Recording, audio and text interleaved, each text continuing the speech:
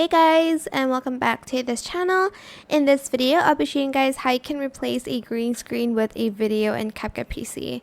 So for instance, I want the green screen to be a sky, remove background, go to chroma key and select the color picker and select the green area.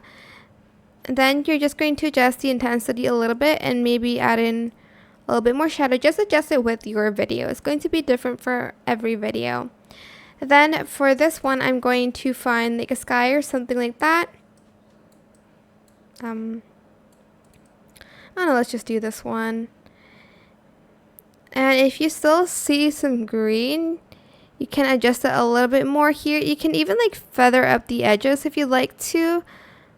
Or go to adjustments and kind of adjust the colors a little bit so the green doesn't show on the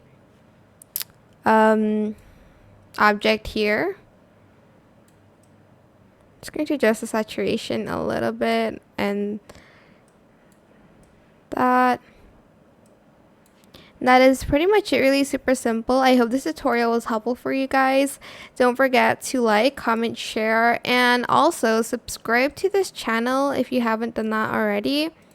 If you have any more questions about this video, just leave it in the comment section down below.